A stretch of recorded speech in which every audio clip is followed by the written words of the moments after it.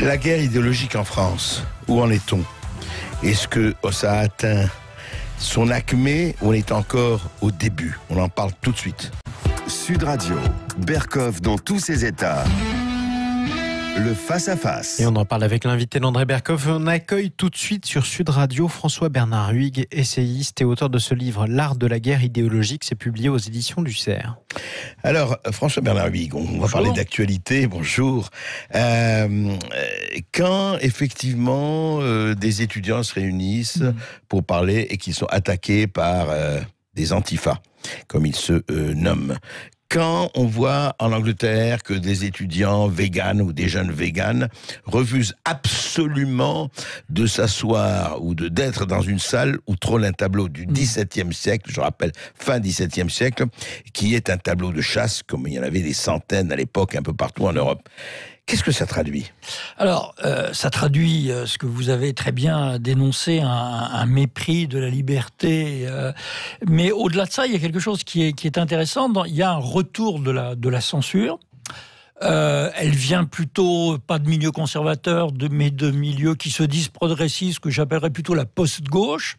Oui. Et elle vient sur un modèle un petit peu américain, où les étudiants, au nom de leur sensibilité religieuse, sexuelle, ethnique, alimentaire, genrée, on peut faire une liste jusqu'à demain, se donnent le droit d'interrompre des conférences ou des expositions parce que leur sensibilité en serait choquée. Alors, on est dans les exemples grotesques. Sylviane Agacinski, je la connais, je l'ai vue dans des débats. Cette femme est tout sauf une extrémiste, enfin soyons sérieux. Ou encore, je ne sais plus quel musée, où on parle de retirer des œuvres de Gauguin. Pourquoi ? Parce que Gauguin se tapait des petites tahitiennes. Hein, voilà. Alors, si on va par là, je rappelle que Picasso admirait beaucoup Staline, ou que Baudelaire se droguait. Hein, et que Céline était une crapette. Bon, voilà. Alors, ce qui est intéressant, c'est pas qu'on soit devenu hyper moraux parce que quelqu'un s'intéressait aux petites filles ou à des idées, mais c'est qu'on le fait au nom d'une sensibilité de ceux à qui une opinion inverse ou une représentation inverse, même de viande, serait insupportable. Donc il y a eu, on rétablit un peu la crime pensée. Mais alors justement, François-Bernard Huyghe, comment ça s'inscrit dans cette guerre idéologique dont vous parlez? C'est-à-dire qu'il y a quand même quelque chose d'assez... On prend mais quand même, ils ne pensent pas, tous ces gens-là qui pensent effectivement à leur clan, à leur dilection, et les autres n'ont pas le droit d'exister. Qu'est-ce qui fait que passe aujourd'hui, ou en tout cas est tolérée, une perte de la liberté d'expression? Non seulement ça, mais que les gens qui ne pensent pas comme vous soient éliminés des médias, des lieux de parole, etc. Alors, il y a plusieurs facteurs qui expliquent ça. Donc, un des premiers, c'est cette espèce d'américanisation de la vie intellectuelle. Mais pourtant, excusez-moi, mais en Amérique, regardez avec Trump, les médias, pardon, je vais l'exprimer l'expression, le conchi du matin au soir depuis son élection, je veux dire, et alors, ça passe. Alors, c'est peut-être parce qu'il le conchit du matin au soir qu'il a été élu, qu'il est l'ennemi des bobos de la côte Est ou des médias, et c'est peut-être à cause de ça qu'il sera réélu, mais ceci est un autre débat. Donc, on voit cette réclamation, cette indignation permanente. Alors, les réseaux sociaux contribuent beaucoup à ça, en permettant à chacun d'être un petit Jean Moulin ou un petit procureur. Jean Moulin avant. Voilà. Il y a ce facteur-là, il y a un éclatement idéologique, il y a une spécialisation. Hein. On peut se spécialiser dans la cause féminine, dans la cause des LGBT, dans la cause des animaux, et au nom d'une souffrance des femmes, souffrance des travestis, souffrance des animaux, souffrance de la nature, on peut en faire jusqu'à demain, demander une interdiction. On n'a pas le droit de dire ça. Donc, moins on est structuré idéologiquement, moins on a une représentation complète, comme a pu être le marxisme à une époque, plus on est fixé sur un point, plus on a tendance à dénoncer violemment l'autre pour des crimes qui seraient des crimes, je dirais, spirituel. Hein. Voilà, vous, c'était pas. Prenons l'exemple de Polanski. Oui. Pourquoi a-t-il été attaqué ? Parce que il a très vraisemblablement fait des choses très immorales. Il y a 40 ans, personne ne le conteste, mais on l'accuse de répandre une idéologie du viol, où donc ça serait moins pour sa sexualité que pour ses idées qu'il serait condamné. Arrêtons-nous en quoi la projection d'un film que j'ai vu qui s'appelle J'accuse, qui est un très bon film sur l'affaire Dreyfus, que je comprends qu'on puisse dénoncer telle ou telle action, mais aller jusqu'à dire il faut interdire le film de Polanski et l'enlever, comme il a été presque question des cinémas. Il y a des cinémas qui ont déprogrammé, oui. Absolument. Alors, qu'est-ce que ça veut dire ? Est-ce que ça veut dire, en fait, que comme il n'y a plus, vous avez dit même idéologie ou de structuration, chacun parle pour sa paroisse, mais plus que ça, c'est ça qui me frappe aujourd'hui, François-Bernard Huyghe, et vous l'analysez dans votre bouquin, veut éliminer les gens qui ne sont pas d'accord. Oui, voilà. Alors, chacun parle au nom de sa paroisse, au nom de sa communauté, au nom de sa cause qui lui paraît absolue, et effectivement, il demande très vite l'interdit de l'autre, parce que si on est dans une France fractionnée où chacun a sa cause et son indignation, il n'y a plus de lieu commun où on peut débattre. Il y a un truc où on peut s'affronter pacifiquement qui s'appelle la démocratie, entre parenthèses. Oui, quand même. C'est fait pour qu'on puisse s'affronter pacifiquement. Excusez du peu. Oui. Voilà. Alors, donc, on voit ces mouvements qui se développent avec une envie pénale, hein, comme disait notre ami Muret, et qui pensent au fond que d'où viennent les problèmes, ils viennent de ce que l'autre, en général le mâle blanc de plus de 51 ans, hétérosexuel, le fameux mâle blanc hétérosexuel, nous faisons partie de la catégorie tous les deux. Ce galeux d'où nous vient tout le mal. Voilà, commet au fond des crimes spirituels. Il serait c'est très net dans le discours indigéniste. Au fond, il serait plein de préjugés, de mauvais sentiments qu'il faudrait extirper et non pas discuter. Oui, alors, absolument, ça, c'est un des actes du conflit idéologique. Alors, il y en a... l'autre. Alors justement, quel est aujourd'hui en 2019, on ne peut pas tout dire, je renvoie d'ailleurs vraiment aux éditeurs Sud Radio, lisez ce livre. Ce livre est passionnant parce qu'il donne bien ce concept, il le formule très bien, dans la guerre qu'on est. Alors, cette guerre aujourd'hui, pour résumer un peu, on va schématiser, mais François-Bernard Huyghe, il oppose quel clan à quel clan, du moins en France le haut et le bas. Hein, voilà. France d'en haut, France d'en bas. France d'en haut, France d'en bas. Alors, après, on peut rentrer dans des définitions beaucoup plus fines de ce qu'est la France d'en haut, France d'en bas, Gilets jaunes contre Bobo, France périphérique contre France centrale. Il y a des déterminants sociologiques dans tout ça, géographiques aussi. C'est lié au niveau d'éducation, c'est lié... il n'y a pas de problème, c'est très bien. Il faut un aussi... petit chat dans la gorge. Mais alors justement, je viens de chasser. Voilà.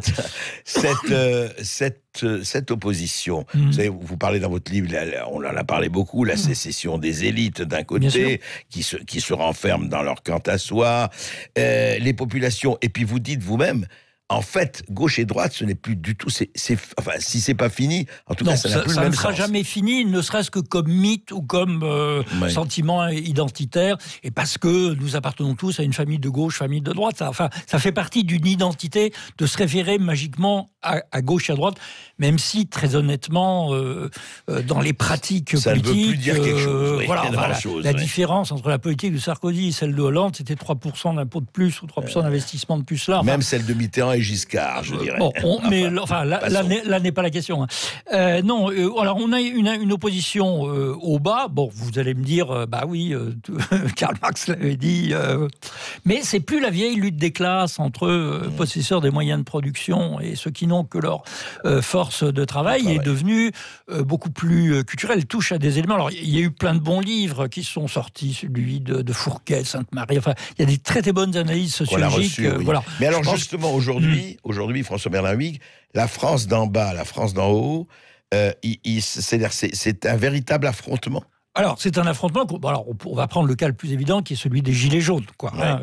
Les Gilets jaunes incarnent cette France d'en bas. On le voit géographiquement, on le voit par leur niveau de diplôme, on le voit par leur façon de s'habiller. On le voit par leur vote qui se divise entre le Rassemblement national, la France insoumise et l'abstention, tout sauf Macron, ou les partis libéraux. Donc, cette France d'en bas, bon, elle s'est révoltée d'abord pour des causes hyper matérielles, voire matérialistes, quelques centimes, puis c'est très vite devenu un discours politique. Nous sommes mal représentés, nous voulons de la démocratie directe, mais c'est aussi devenir... Alors, je veux dire, les gens sont, comment dirais-je, pas de plus en plus lucides idéologiquement, mais pensent de plus en plus en termes de lutte logique. Je m'explique. Les gilets jaunes disent, les médias nous mentent. Ouais. On ne va pas citer des noms de vos concurrents, mais certaines ouais. chaînes sont entre les mains des bobos libéraux vendus à Macron. Ils nous cachent la réalité, ils nous cachent notre misère, etc. C'est la révolte des élites, magnifiquement décrite par Christopher Lage. Donc les gens d'en bas ont le sentiment d'être opprimés aussi idéologiquement, et ceux d'en haut sont aussi très inquiets de ceux d'en bas qui vont qualifier de populistes, complotistes, extrémistes. François-Bernard Huyghe, vous restez avec nous, on va continuer cette passionnante discussion. Et on va continuer à parler de ce livre, notamment L'art de la guerre idéologique. C'est publié aux éditions du Cerf, signé de notre invité François-Bernard Huyghe qui reste avec nous. Les amis, vous nous écoutez sur Sud Radio, vous nous appelez au 0826 300 300. André Berkoff vous donne la parole en compagnie de son invité dans quelques minutes, juste après les informations. Eh bien oui, la guerre idéologique est déclarée. J'espère qu'elle restera idéologique et non pas civile. On en parle avec François-Bernard Huyghe et surtout avec vous aussi, auditeurs de Sud Radio. Je vous attends. On accueille tout de suite sur Sud Radio Jean-Paul qui nous appelle au 0826 300 300. Bonjour à vous Jean-Paul. Oui, bonjour. Bonjour à tous et merci de me prendre à l'antenne. Voilà, je voulais simplement dire que je trouve ces actes intolérables. Et vous parlez de l'agression contre les étudiants à Rennes, c'est ça? Tout à fait, oui. Sous couvert de soi-disant antifa ou autre, parce que je trouve ça lamentable, minable, et je ne comprends pas que l'on n'intervienne pas contre cela. La France devient un pays où il est de plus en plus difficile de s'exprimer. J'ai l'impression que notre gouvernement laisse faire ça, alors je ne sais pas si ça lui sert ou pas. Mais je trouve ça déplorable et je ne comprends pas qu'on n'intervienne pas au niveau des universités, je ne comprends pas qu'on les laisse libres de leurs paroles, de leurs mouvements, parce qu'eux ne veulent laisser personne libre de leurs paroles. Ouais, c'est bien le problème. Ils se permettent tout, même de telles agressions, mais je ne sais pas, moi je trouve ça inadmissible et je ne comprends pas qu'on laisse faire cela. Voilà. Oui, non, mais... Au nom de quoi, dans ce pays, on laisse faire cela? Et oui, et au nom de quoi on empêche des intellectuels de s'exprimer, des professeurs, même d'anciens présidents de la République, voyez. Et puis là, on agresse, effectivement, Jean-Paul. C'est assez grave et c'est pour ça qu'on le dénonce de façon régulière. J'avais peut-être une petite question d'ailleurs pour vous deux, André Berkoff et François-Bernard Huyghe, vous avez connu cette époque. Est-ce que ça n'a pas toujours été, je ne justifie pas, mais très violent, notamment ce genre de querelle entre groupes opposés au sein des universités françaises des années 60, par exemple, c'était très féroce. fort. Il y avait beaucoup de violence dans les facultés. Moi, j'ai pas mal connu l'Italie. Alors, croyez-moi, les années de plomb, c'était pas seulement la barre de fer, c'était le P38. Hein. Il y a une violence incroyable. Mais c'était, alors, je dirais que c'était une violence entre groupes organisés, hyper structurés idéologiquement, où on était trotskiste, où on était Mao, où on était... C'est ça, il y avait gauche et droite de façon très précise. C'était les deux bouts, dans une vie structurée. Là, on est devant ce phénomène des antifas. Qu'est-ce qui distingue un antifa d'un Mao comme ceux qu'on a pu connaître dans nos jeunesses? C'est qu'au fond, il n'est qu'antifa.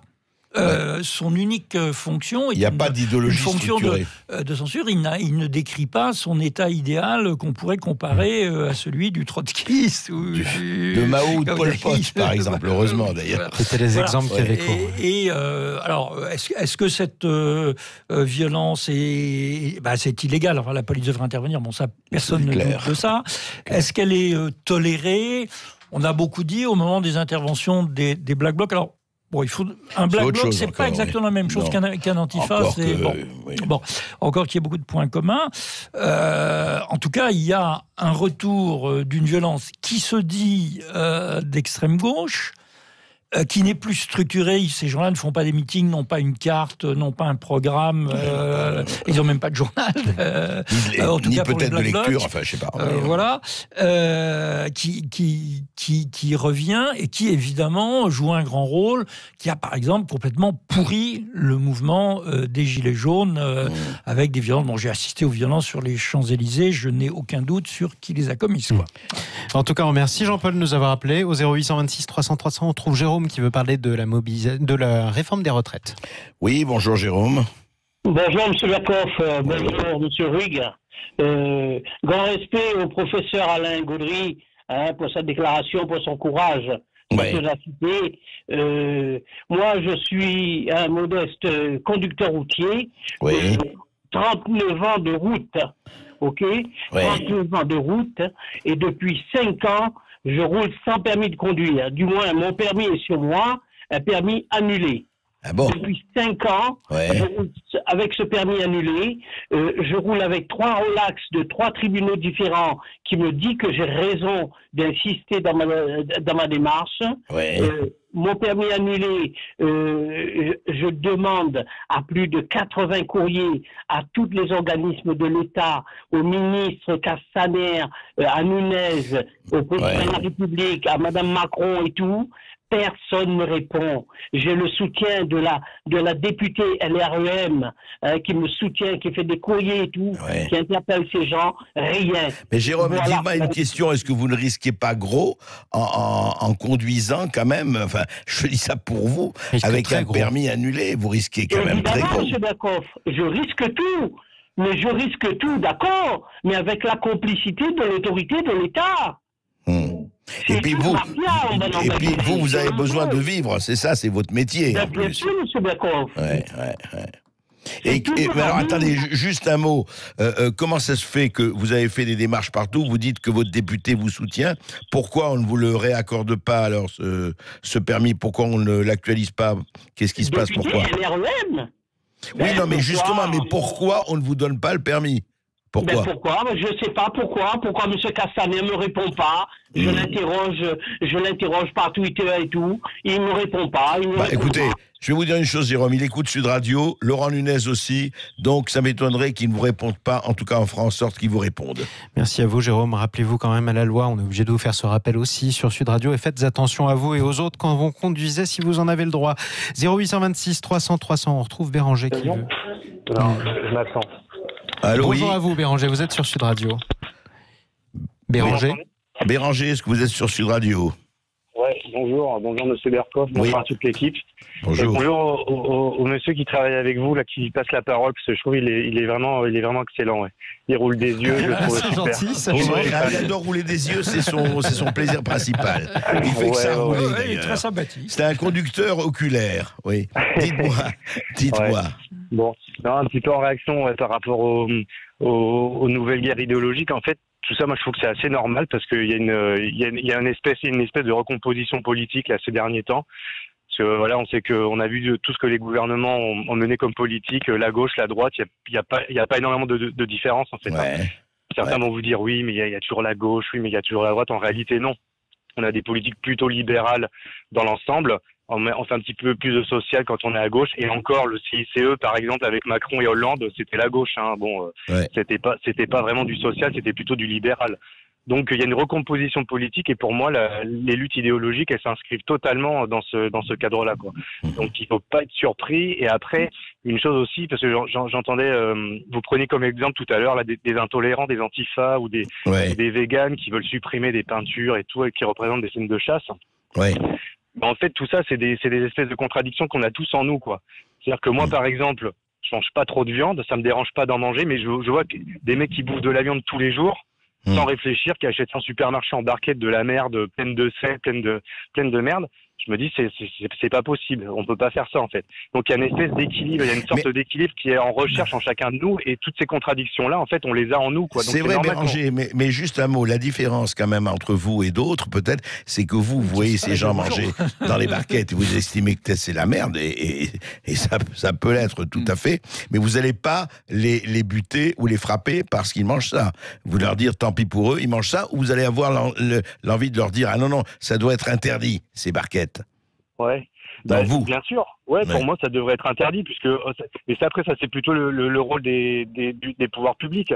C'est-à-dire que si les pouvoirs publics autorisent tous ces produits de merde vendus en supermarché, remplis d'aluminium, je veux dire, il y a des bonbons pour enfants, je veux dire, il y a des trucs à base de dioxyde de titanium dedans, quoi. Et le ministère de la Santé, il laisse faire ça, quoi. Les gars, à un moment, ils devraient être attrapés, on devrait leur coller 2 claques et leur dire, c'est pas possible de laisser vendre des trucs pareils, c'est pas possible. Donc les gens, non, ils le savent pas, ou ceux qui le savent, ils n'achètent plus. Mais tout ça, voilà, c'est des contradictions qu'on porte tous en nous. Et on a envie de faire un peu mieux, de consommer un peu plus propre, un peu plus local, moins dégueulasse. Tout à fait. Forcément, il y a des gens qui vont être plus ou moins tolérants, c'est vrai, mais voilà. Alors justement, François Bernard Huyck, alors, c'est je ne vais pas intéressant. répondre sur la mauvaise viande de supermarché. Non, là-dessus, juste un mot. Moi, je voudrais poser la question. Béranger, quand même, souligne quelque chose d'intéressant. Il dit effectivement que les gouvernements successifs ont mené plus ou moins la même politique. Enfin, il faut le dire, depuis 40 ans, il n'y a pas une rupture vraiment thématique, il n'y a pas une rupture profonde. En revanche, ce qu'il dit, c'est justement, on en a amené à ces contradictions. Qu'est-ce que sont ces contradictions qu'on connaît effectivement? Alors, effectivement, le vieux système gauche-droite, ceux qui étaient un peu plus libéraux sur les mœurs et ceux qui voulaient un peu moins de déficit, mais ne le faisaient pas, était très relatif. Mais justement, le macronisme a un peu éclaté ce système, qui se traduit de façon électorale d'une manière étonnante et hallucinante, en ayant un discours technocrate, pragmatique. L'idéologie, c'est fini. Voilà. C'est ça, c'est ce qu'il dit. Il était dans l'idée de l'idéologie, c'est fini. Ouais. Alors évidemment, c'est le discours le plus idéologique du monde que de traiter son adversaire d'idéologue et dire moi je suis dans la loi de la réalité, moi, de l'ouverture, je suis dans le sens de l'histoire, et le sens de l'histoire va vers l'ouverture, le libéralisme, la société et la réforme pour plus d'efficacité.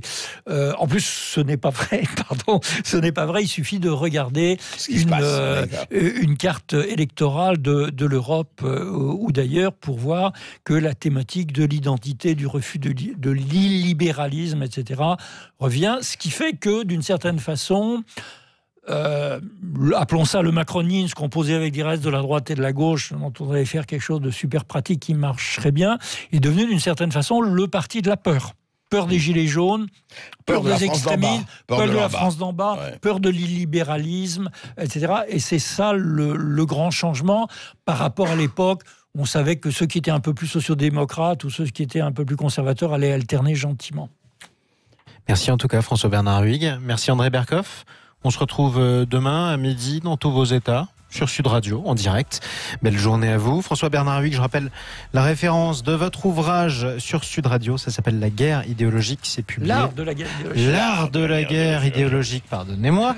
L'art de la guerre idéologique, je le répète. Justement, c'est publié aux éditions du CERF. On vous retrouvera, j'imagine, dans d'autres émissions sur Sud Radio. La journée continue sur Sud Radio. À l'écoute notamment de Jacques Pessis, en compagnie de son invité pour les clés d'une vie, Alexandre Pell. Il a été notamment d'ailleurs auteur pour les nuls, pour Groland ou même pour les Guignols. Beau CV à venir dans les clés d'une vie sur Sud Radio. Belle journée à vous.